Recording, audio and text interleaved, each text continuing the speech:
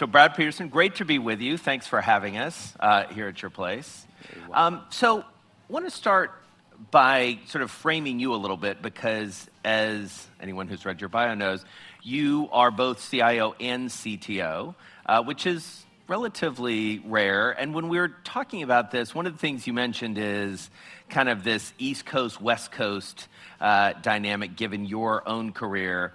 I thought we were going to talk about the rap game, but no, we're still talking about technology, apparently. So tell us what that breakdown is, and also how it informs how you do each of those jobs. Right. So I joined Nasdaq.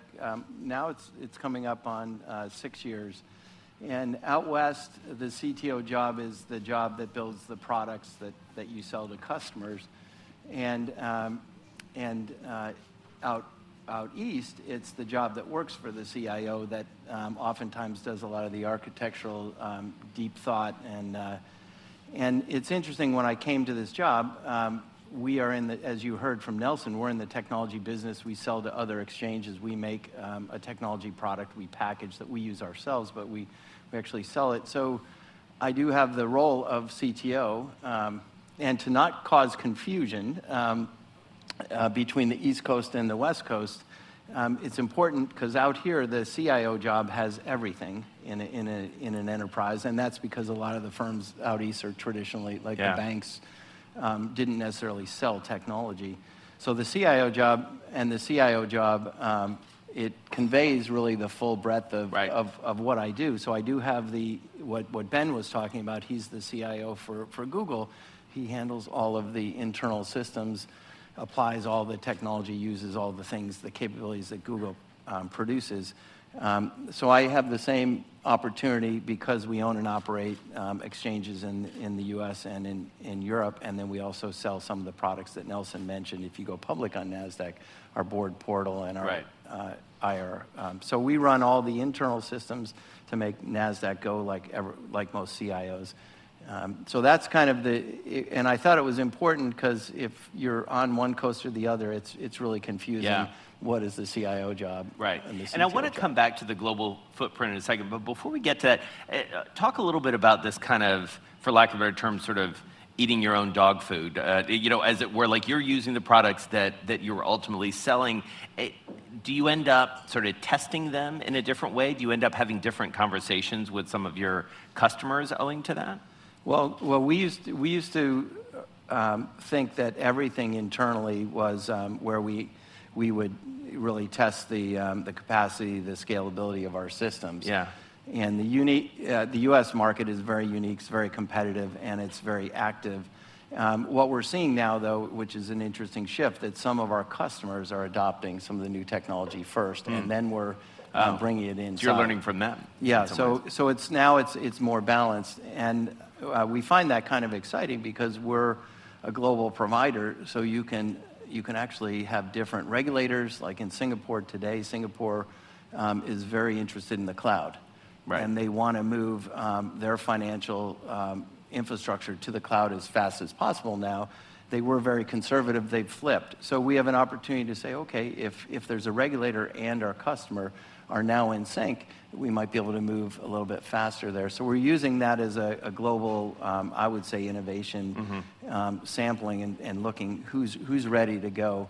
But traditionally, certainly the U.S. market has been the one that's the most challenging for latency and high throughput of message rates. So we set a record last week, or on the 11th, and then we set another one last Friday, the second most, where we processed just about 27 billion messages in our options platform. Wow. So that is really cooking, and it's all got to be sequenced. So it's all, you can spread things out in big data environments, and that number of messages doesn't sound that great, but when they're all sequenced for a market so that so they're processed in the right order, that's happening very quick, and it's in millions of messages a second. Right. So you think of payment systems like Visa, they're not at that rate.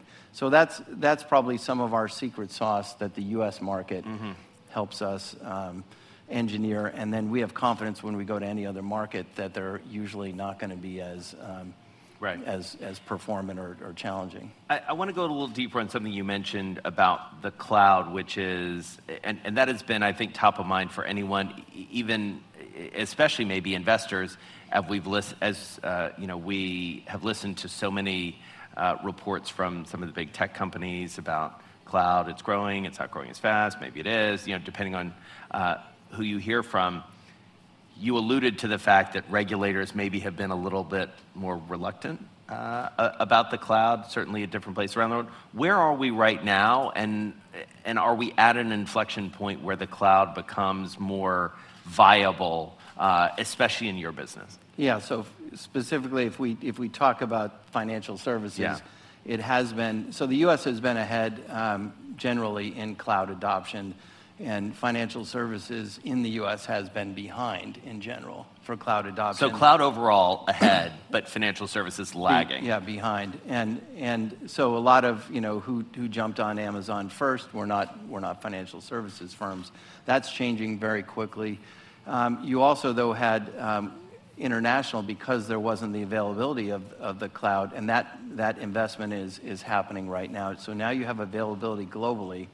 Was there a specific catalyst, do you think, that got financial services in the U.S. more comfortable? Yeah, I think security has flipped. So when you saw the right after our holidays were ruined with the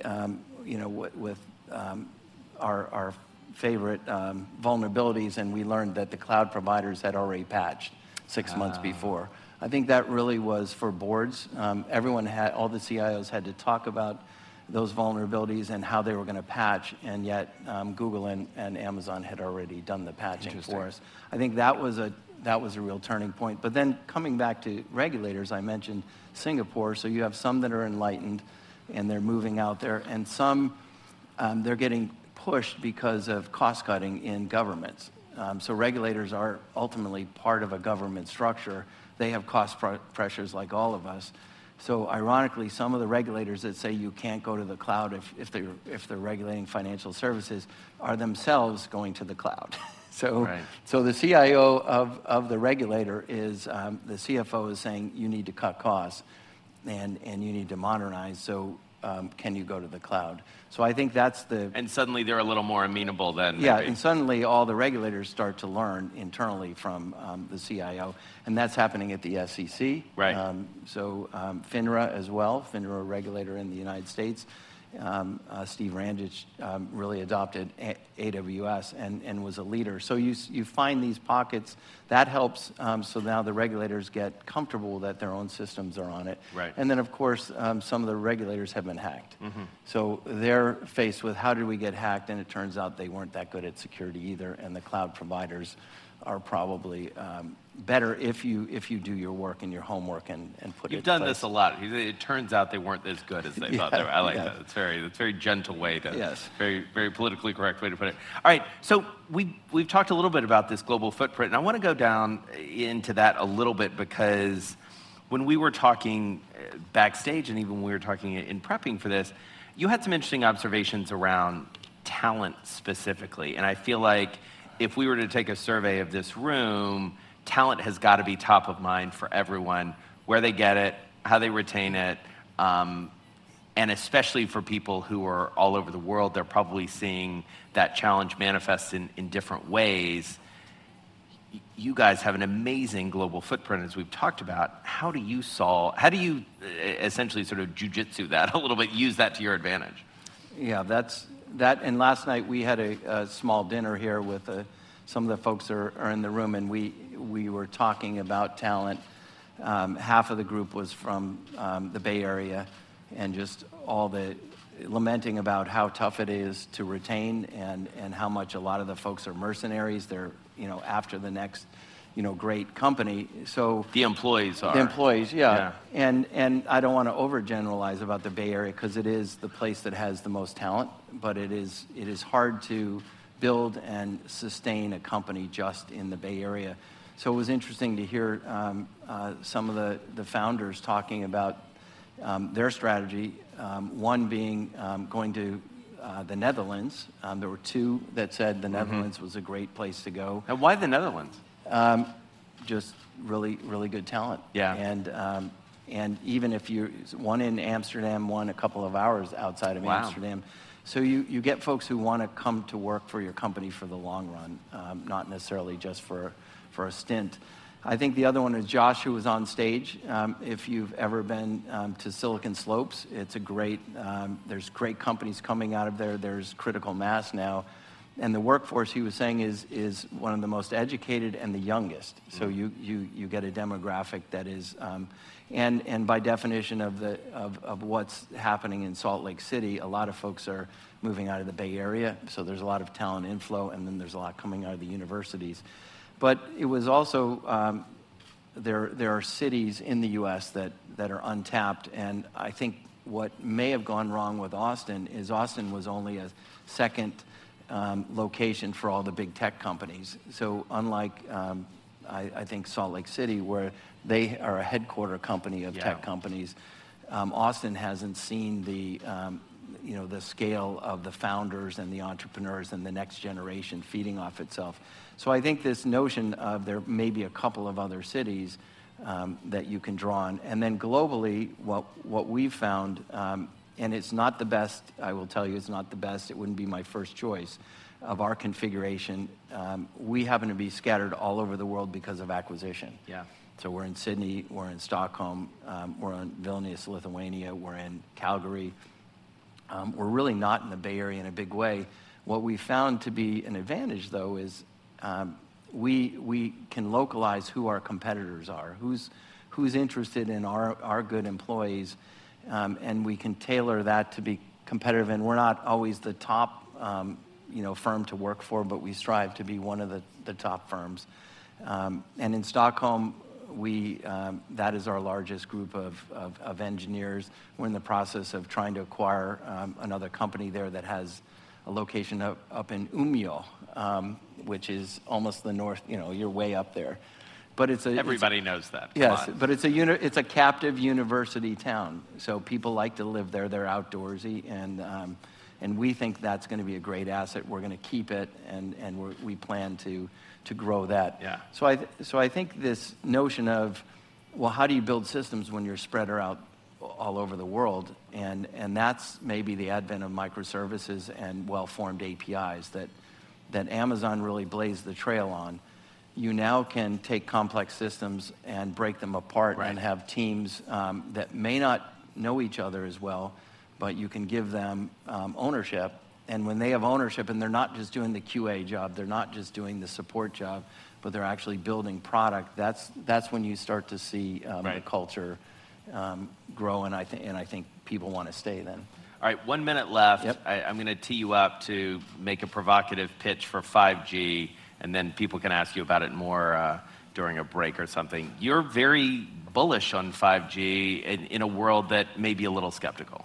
Yeah, so I did spend a lot of my career in telecommunications, and we do look at Nasdaq for other industries that we can learn from. Gaming is one, because gaming has a lot of simulation visualization. We think that's relevant for risk and surveillance of systems. We also have pioneered low latency trading. And one of the things that I will leave you with for 5G is everyone's talking about the bandwidth that you get out of it, but what they're not talking about is the improvement of latency. And the latency improves an order of magnitude. So in telecommunications, when you have both bandwidth going up more than an order of magnitude and latency coming down, there's new applications that you can't do with the current system. And really mobile today is high latency. So as you shrink the cells with 5G, you get a chance to have millisecond type turnaround. And we think that creates a lot of new applications, a lot of new distributed markets, and that's how we're looking at it. But I can't even imagine. So I'd like to, maybe next time we'll talk about what applications get enabled by in broadcast, we call that a deep tease. You're all teasing right. all the way to next year's conference. I love it. All right. Brad Peterson, thank you so much, and thanks for having us. Thank you very much. Thank you, guys.